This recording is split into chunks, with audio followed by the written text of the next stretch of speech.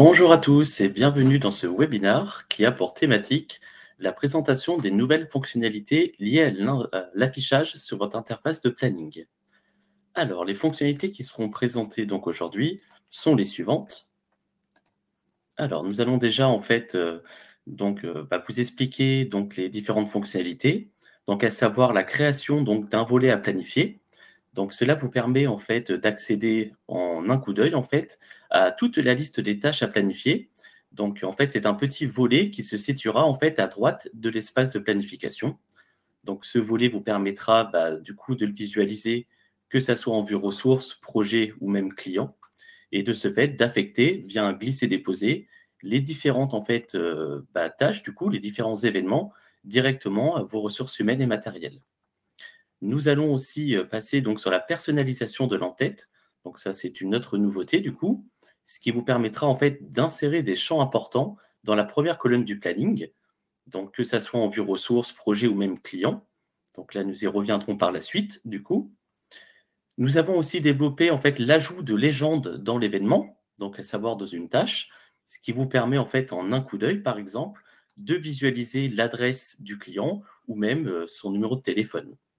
Ce qui évite, bien sûr, d'accéder dans la fiche client pour visualiser en fait l'ensemble du contenu.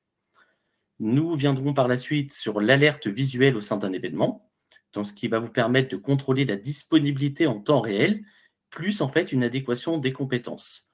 Donc cette fonctionnalité est aussi très utile car elle vous permettra de ne pas affecter une tâche sur une ressource qui a déjà en fait une mission d'affecter.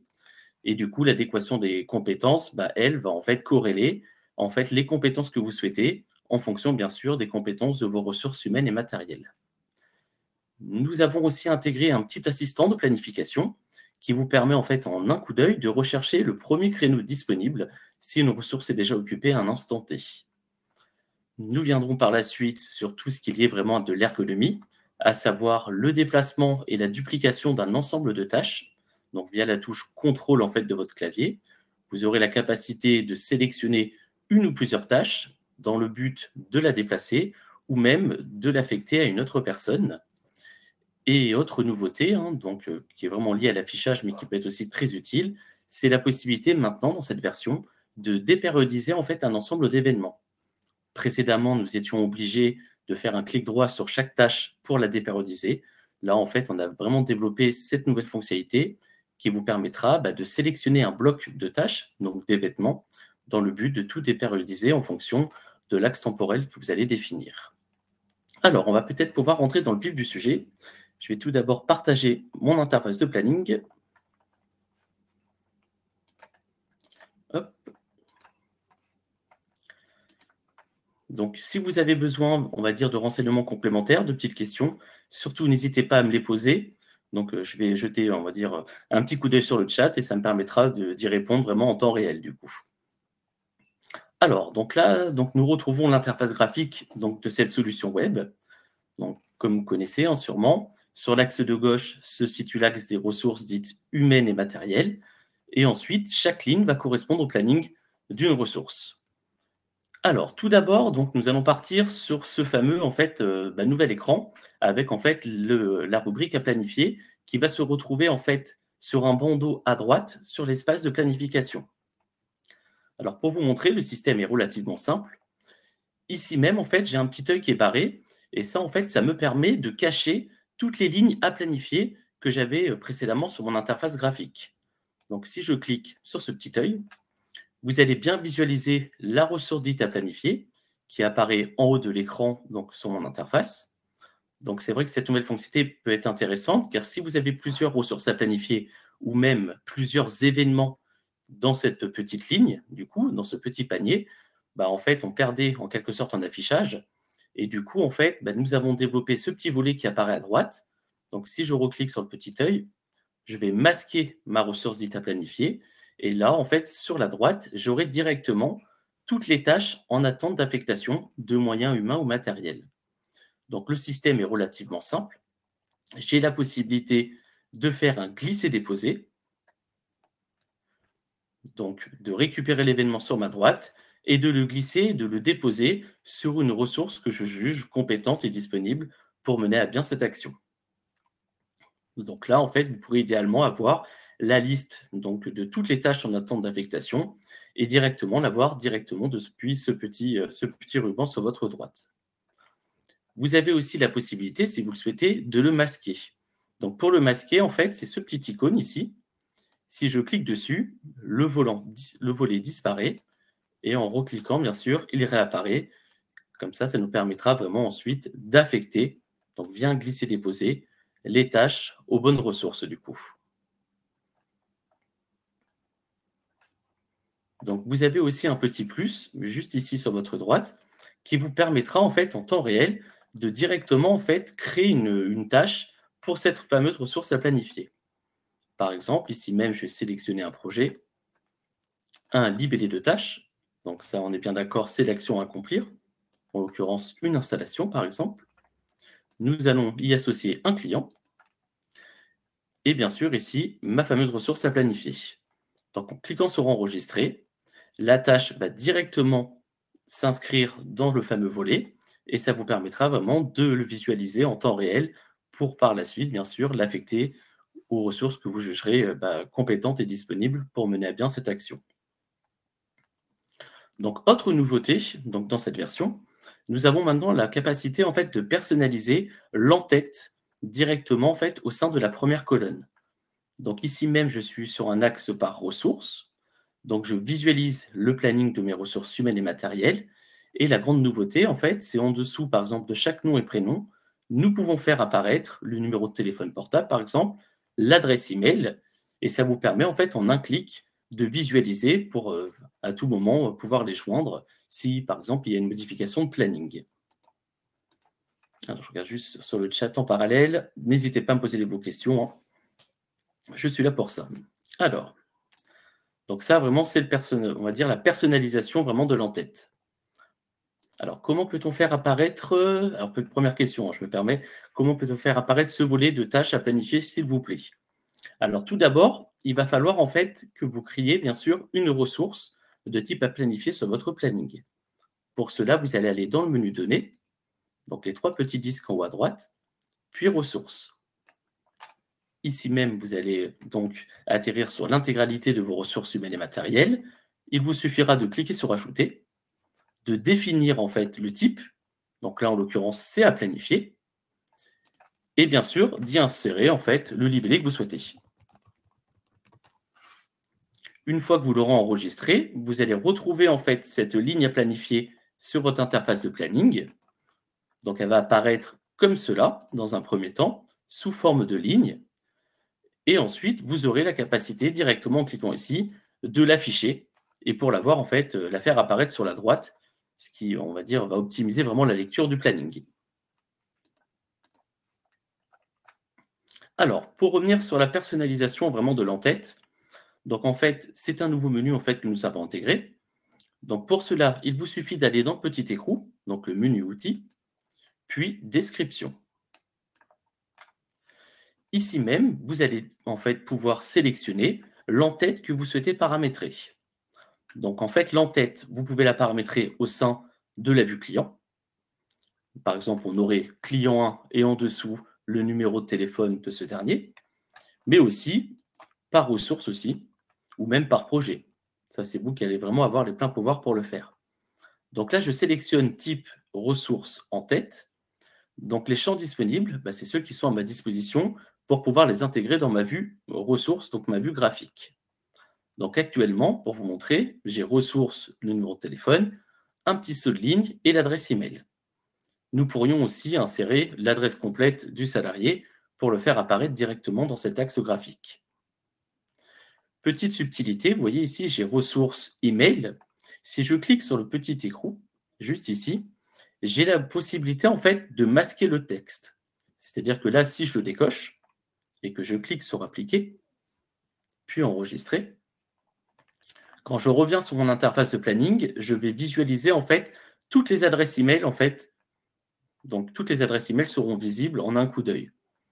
Donc là, la petite subtilité, c'est que si vous cliquez sur Cacher le texte, vous aurez simplement les petits icônes, donc le téléphone et la petite enveloppe, et ça vous permettra en fait, en un clic, de passer un petit coup de fil ou en un clic, d'envoyer un email directement à la ressource.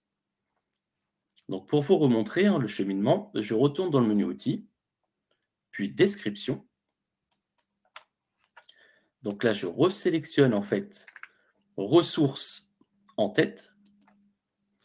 Et ici même, j'ai Mobile, un petit saut de ligne, comme son nom l'indique, pour que ça soit un peu plus joli, on va dire visuellement, et bien sûr l'adresse email. Donc là, en fait, si je reclique sur le petit icône, si je cache le texte, donc là, le numéro de téléphone n'apparaîtra plus. Et si je fais la même chose avec l'email, ça me permettra en fait d'avoir une vue un peu plus allégée, comme celle-ci, avec le petit icône du téléphone et le petit icône de l'enveloppe pour envoyer un email.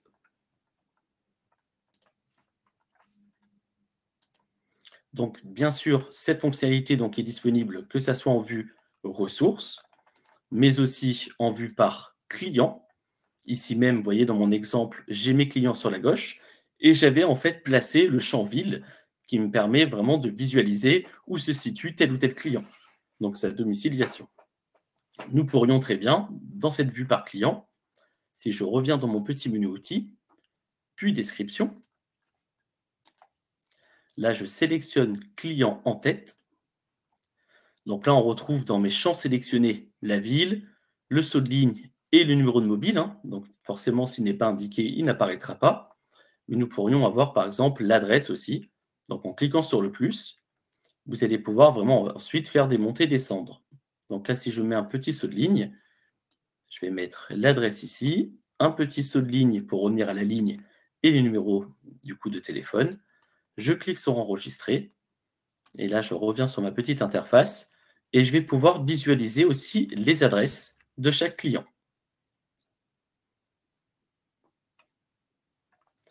Si je change de vue, donc nous avons vu ensemble la fameuse vue ressources, hein, la vue client, mais je pourrais avoir aussi une vue par chantier, par projet ou par affaire, hein, parce que ça, c'est vous savez, qui renommez le terme que vous souhaitez. Là, j'ai ma liste de tous les projets sur la gauche et je peux en fait intégrer directement une date d'échéance. C'est-à-dire que là, pour mon projet 001, je vois que l'échéance est au 22 septembre et ça me permet vraiment d'avoir un indicateur visuel pour optimiser ma planification sur telle ou telle affaire, par exemple. Et une nouvelle fois, je retourne dans mon petit menu outils sur la droite, description, et ici même, dans le type, je sélectionne chantier en tête. Donc là, vous voyez, j'avais bien intégré l'échéance. Et tout en haut, en fait, vous avez les champs qui sont à vos dispositions pour les faire apparaître vraiment dans les champs sélectionnés en dessous. Donc c'est entièrement paramétrable, mais ça vous permettra vraiment d'apporter un visuel encore plus précis lors de votre planification au quotidien. Donc là, je repasse en vue ressources et je vais retrouver ma fameuse vue avec mes ressources humaines et matérielles. Alors, par la suite, alors je crois que j'ai une collègue, donc Caroline, qui aussi va répondre à vos questions. Donc, si vous en avez besoin, si vous avez besoin de renseignements complémentaires, surtout n'hésitez pas du coup. Donc là, je reviens sur mon interface graphique et je vais vous montrer maintenant la nouvelle fonctionnalité aussi. C'est la possibilité d'ajouter des légendes au sein de chaque événement. Donc, pour rappel, un événement, qu'est-ce que c'est? C'est une tâche, c'est une mission à accomplir. Donc là, sur mon planning graphique, les événements, c'est les rectangles avec des couleurs pleines. En l'occurrence, ici, mon projet 003, ma tâche paramétrage au sein donc, du client, Madame Damo Jocelyne. Donc là, je clique sur ce fameux rectangle, j'accède donc à la fiche de l'événement, donc avec tout le contenu de la mission à accomplir, et j'aurai la capacité, vous voyez ici, ce que nous appelons chez nous en fait légende, d'avoir en dessous du nom en fait du client, l'adresse, le code postal et la ville. Donc si je clique dessus, ça peut m'ouvrir directement en fait une vue Maps, ce qui me permettra en fait en temps réel de visualiser on va dire l'endroit où doit être en fait réalisée la mission. Donc pour vous montrer, là j'ai simplement cliqué sur l'adresse. Hop, je vais vous faire un petit partage. Mais en cliquant sur l'adresse, vous pourriez très bien directement arriver sur cette interface, donc avec la vue map. Et ça peut être très pratique, car si vous avez des techniciens qui sont mobiles, donc qui vont se connecter depuis leur smartphone, et ben en fait, pour chaque intervention, en cliquant en fait sur l'adresse postale, ils pourront directement préparer en fait leur itinéraire du coup. Donc c'est un gain de temps parce que ça vous permet d'une part d'éviter de trop cliquer, on va dire, sur les différentes cellules pour accéder à une information. Et d'autre part, ça permet vraiment au personnel itinérant d'avoir l'information en un coup d'œil pour optimiser, on va dire, leur déplacement. Donc là, je reviens sur le petit planning du coup. Et en fait, la légende, vous pouvez la paramétrer en fait de la même manière que ce que nous avons vu précédemment avec les en-têtes. C'est-à-dire que pour tout ce qui est vraiment paramétrage de l'affichage, ce qui est vraiment le thème d'aujourd'hui, donc là, pour paramétrer la légende, vous allez retourner en fait une nouvelle fois dans le menu Outils, puis Description. Et ici même, dans le fameux menu déroulant, vous allez avoir en fait directement là-dedans les différentes légendes que vous souhaitez faire apparaître. C'est-à-dire qu'ici, si je sélectionne Client Légende, je vais avoir directement l'adresse complète que j'avais sélectionnée. C'est-à-dire que là, vous voyez, si je clique sur le moins, l'adresse complète apparaît dans mes champs disponibles. Donc en cliquant sur le plus, il redescend en bas. Donc là, je peux monter et descendre pour bien ordonnancer en fait les champs que je souhaite faire apparaître en premier lieu. Et nous pourrions aussi très bien, si nous souhaitons, faire apparaître le numéro de téléphone du client. De ce fait, en cliquant sur Enregistrer, je retourne sur mon interface de planning. Donc là, je vais recliquer sur cette fameuse tâche et je vais visualiser l'adresse, le code postal, la ville, mais aussi le numéro de téléphone de ce dernier. Donc bien sûr, depuis un téléphone, si on clique sur le numéro, ça ouvre directement en fait l'option pour passer un petit appel du coup.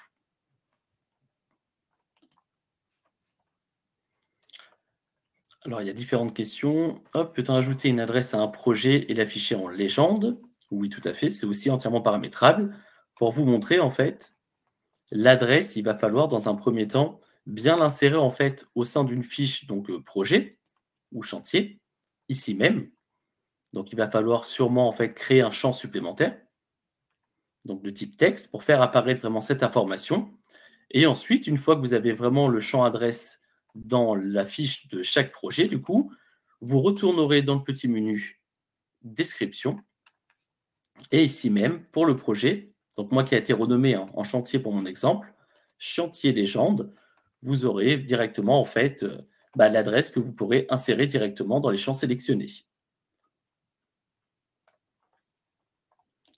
Donc idéalement, si je rouvre un événement, vous allez avoir en fait le projet ou le chantier, et en dessous, en fait, vous aurez le contenu que vous aurez vraiment paramétré en amont.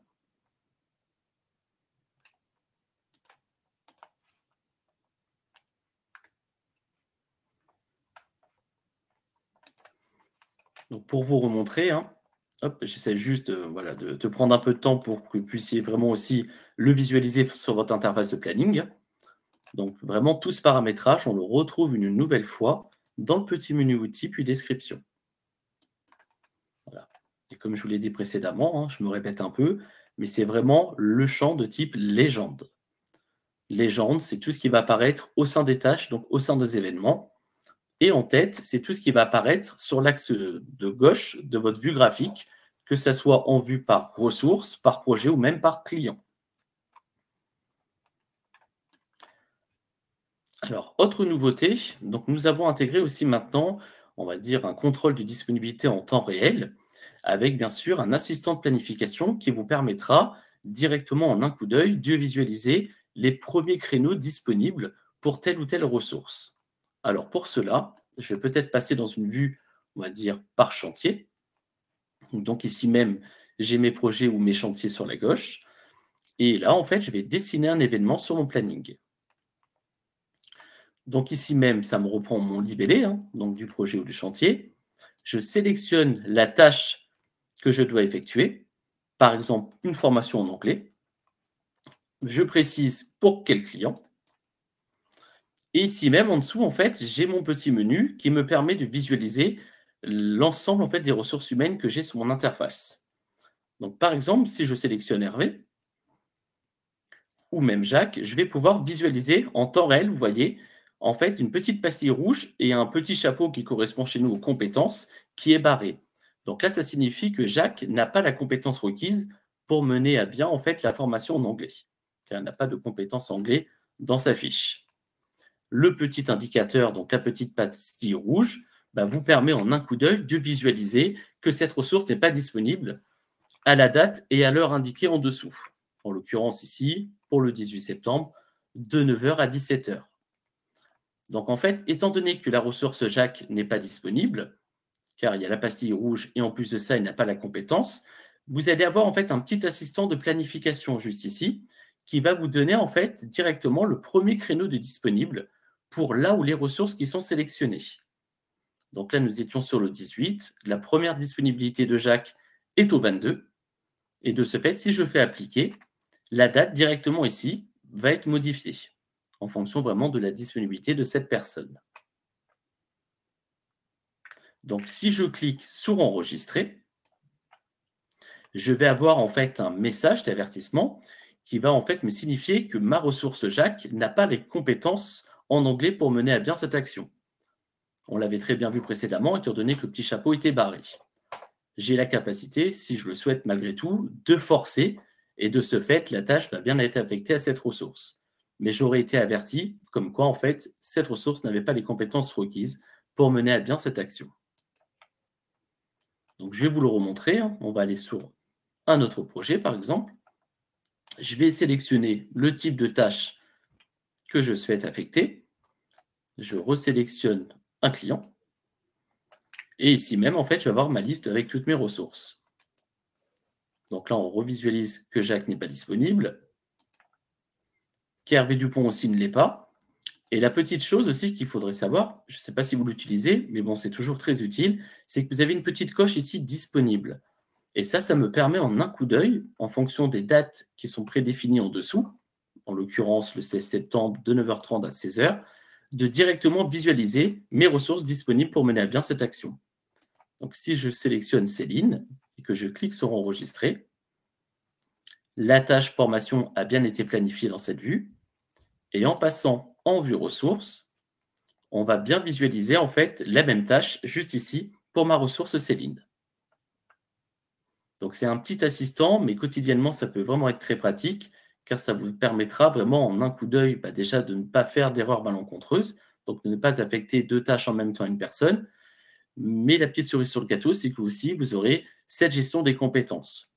Donc pour cette gestion des compétences, sachez que tout est entièrement paramétrable dans le menu Données ici, puis Compétences. Donc vous allez avoir en fait une liste donc, à définir avec des domaines. Donc un domaine, ça va être le nom générique dans lequel on va rattacher des compétences. En l'occurrence, ici, vous voyez, domaine langue, et mes compétences, ça va être anglais, donc allemand, espagnol, français, italien. Une fois que vous avez créé vos compétences, il vous suffira simplement d'aller dans chaque fiche ressources, donc dans chaque fiche signalétique, et là, vous allez avoir en fait un petit onglet compétences qui va apparaître. Et là, il vous suffira simplement de sélectionner là où les compétences ont chacune de vos ressources.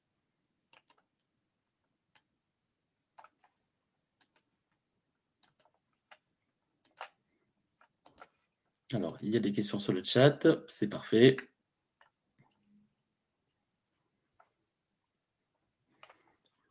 Donc là, je vais rebondir sur une petite question, parce que c'est vrai que moi, dans mon exemple, vous voyez, le projet, je l'avais renommé, donc hop, ici même en chantier. Donc sachez, à titre informatique, à titre informatif, mais ça peut être vraiment très utile pour vous, c'est que dans cette solution Web Access, vous pouvez renommer les termes. C'est-à-dire qu'en allant en fait dans le petit menu outils, vous avez libellé et format. Et ça, c'est vraiment très pratique, car vous allez pouvoir vraiment renommer les termes en fonction de votre activité à vous, du coup.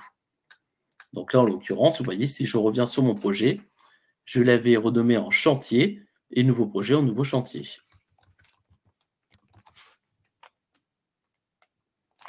Donc ça, c'est vraiment très pratique, parce que lorsque l'on diffuse le planning, on va dire, à l'ensemble des collaborateurs, ça permet vraiment à tous les utilisateurs de retrouver vraiment les termes qu'ils ont l'habitude, on va dire, d'utiliser au quotidien, du coup.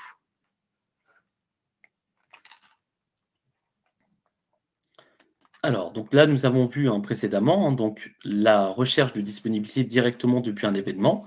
Donc, sachez que c'est disponible aussi, que ce soit en vue par client ou par projet. Ce que nous avons vu précédemment. c'est fonctionnel vraiment dans toutes les vues. Pour vous le remontrer une nouvelle fois, hein, du coup, je sélectionne un libellé de tâche, je sélectionne une ressource, manque de peau, Hervé Dupont n'est pas disponible. Donc là, je peux directement visualiser. Philippe, c'est pareil. Donc là, le plus simple, c'est de cliquer sur disponible et au moins, on a directement accès à là où les ressources en fait disponibles pour mener à bien cette action. Alors, je vais revenir sur l'interface donc par ressource, hein, sur ma petite interface graphique, et nous allons voir vraiment ensemble le dernier point, on va dire, d'amélioration que nous avons apporté. Donc en fait, avec la touche contrôle de votre clavier, vous allez pouvoir en fait faire différentes actions. Par exemple, vous voyez, je vais rester appuyé avec ma touche contrôle et je vais sélectionner un événement, un deuxième, puis un troisième. Ici même, en fait, je vais pouvoir aller par exemple sur Pierre juste en dessous, faire un petit clic droit avec la souris et je vais pouvoir déplacer mon bloc de 3 tâches pour l'affecter à Pierre, par exemple.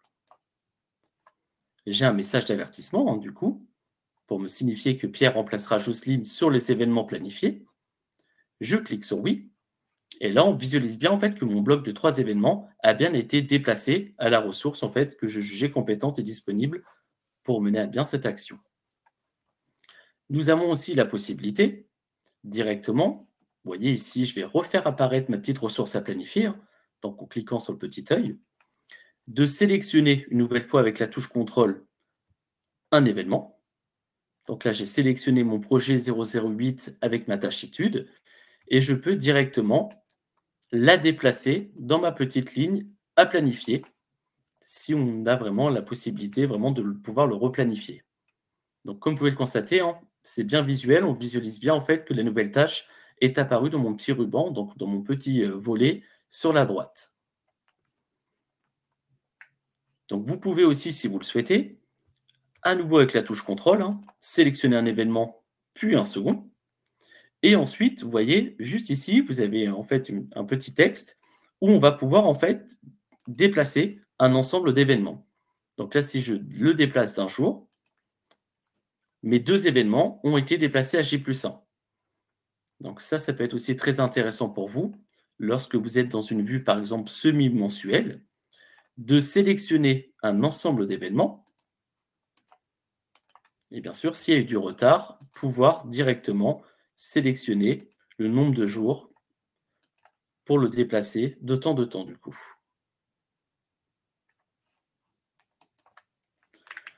Autre nouveauté, vous avez aussi la possibilité dans notre solution de gérer en fait des tâches dites périodiques. Donc des tâches périodiques, c'est des tâches qui vont être répétitives dans le temps. Donc la nouveauté ici, vous voyez, par exemple, ma ressource Nathalie Durand, donc elle apparaît en avant-dernière ligne sur mon espace graphique. Je vais pouvoir, si je le souhaite, directement sélectionner un ensemble de tâches périodiques. Donc là, je sélectionne 5 éléments. Et en cliquant en fait sur ces petites icônes, ça va en fait me sortir les 5 tâches de la périodicité. Donc là, on visualise que nous avons plus en fait les 2 petites flèches.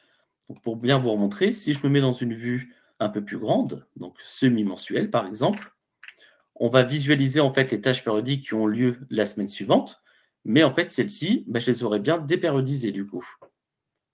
Donc si je vous remontre la manipulation, on clique sur contrôle, on sélectionne une tâche, une deuxième, une troisième, et ensuite on clique sur le petit icône pour sortir de la périodicité.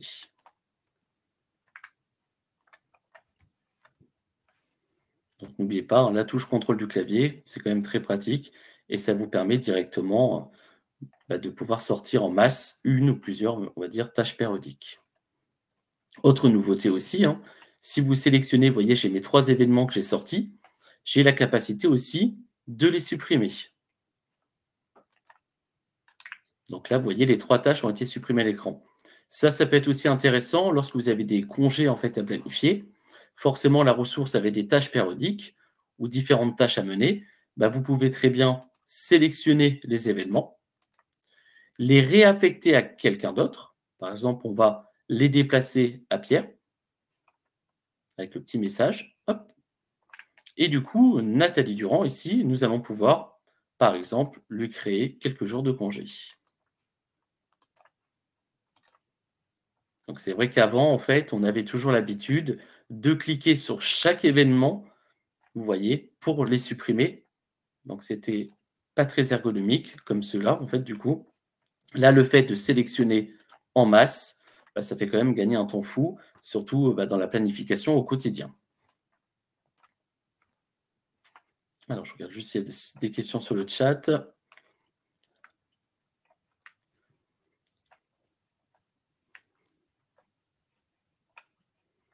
Parfait. N'hésitez pas à regarder les questions parce qu'il y a ma collègue Caroline qui est en train d'y répondre, donc ça peut aussi vous donner de bonnes idées, hein. Donc fonctionnelles pour vraiment, on va dire, améliorer et optimiser votre paramétrage en tout cas. Alors, pour revenir sur ma petite interface planning, la dernière, on va dire, nouveauté que nous avons vraiment développée, donc qui est vraiment liée à l'affichage, c'est que, en fait, précédemment, vous voyez ici, c'est mon échelle de temps. C'est ici même qu'on va pouvoir passer d'une vue journalière jusqu'au mode annuel en un coup d'œil. Et là, en fait, nous avions à l'époque une vue plusieurs jours, mais qui était bridée, donc qui était limitée qu'à 3 jours. Donc là, nous l'avons quand même amélioré. Vous avez maintenant la capacité, vous voyez, de définir vous-même votre vue sur plusieurs jours, à savoir, en fait, on va de 2 à 5, parce que forcément, une, c'est journalier, et au-delà de 5, on passe en mode hebdomadaire. Donc là, si je sélectionne 4, j'ai mes 4 jours affichés. Et ce qui m'intéresse, moi, c'est vraiment d'avoir une vue, par exemple, sur 5 jours, avec mon amplitude du lundi au vendredi. Et en un coup d'œil, je peux vraiment bien visualiser l'affectation de mes ressources humaines et matérielles. Donc, pour vous remontrer, hein, ici même, dans le petit menu déroulant de l'échelle de temps, plusieurs jours, hop, j'ai une petite flèche qui descend. Et ici même, je vais indiquer le nombre de jours que je souhaite voir en fait apparaître à l'écran.